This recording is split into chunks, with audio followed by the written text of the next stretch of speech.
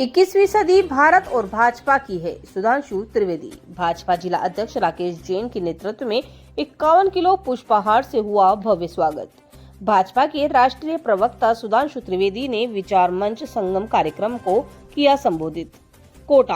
भाजपा कोटा शहर के तत्वाधान में आयोजित विचार संगम कार्यक्रम को मुख्य वक्ता के रूप में भाजपा के राष्ट्रीय प्रवक्ता एवं राज्यसभा सांसद सुधांशु त्रिवेदी ने संबोधित किया।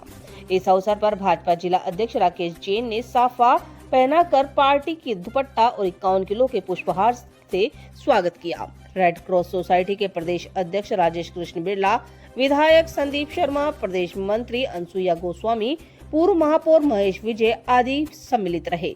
कार्यक्रम में मुख्य वक्ता राज्यसभा सांसद और भाजपा के राष्ट्रीय प्रवक्ता सुधांशु त्रिवेदी ने कहा कि 21वीं सदी भारत की है और भाजपा की है।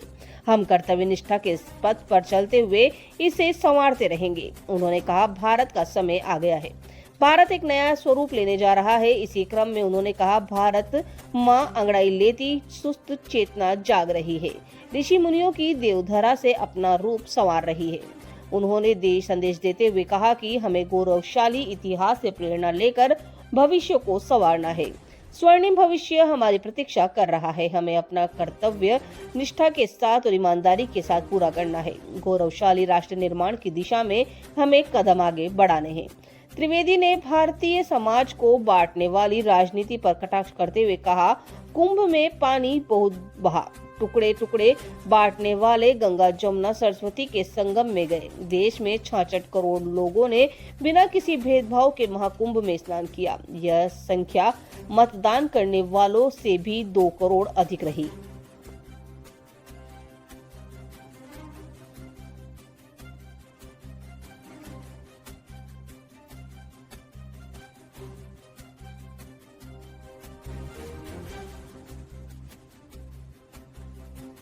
कार्यकर्ता जिंदाबाद, फूल कमल का जिंदाबाद। बड़े ही हर्ष का विषय है कि आज हमारे मध्य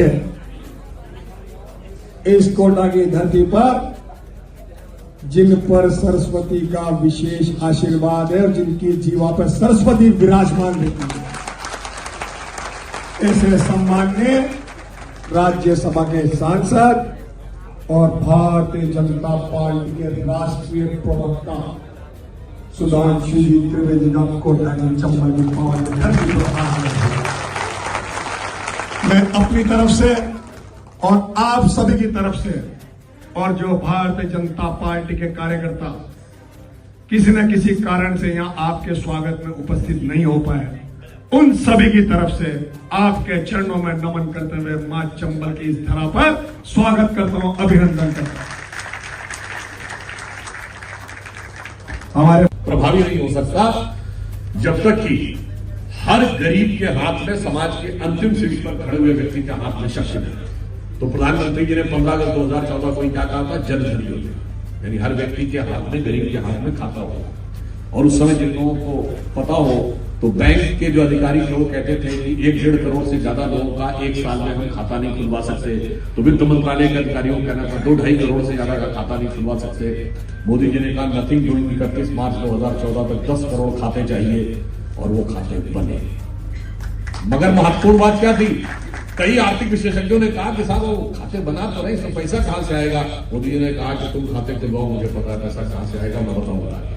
he was having DBT in the mind, direct benefit transfer. तो सबसे पहले क्या हुआ कि जो पैसा 1 रुपया चलता था दिल्ली से और 15 पैसे पहुंचता था, वो अब 100 का 100 पैसा पहुंचने लगा और रियल टाइम में पहुंचने लगा। जैसे आप सबको शायद न ध्यान हो, ये मनुष्य जाति के ज्ञात इतिहास का सबसे बड़ा जन समागम जो भारत की धार्मिकता, सांस्कृतिक विराटता और वैज्ञानिकता का प्रमाण था।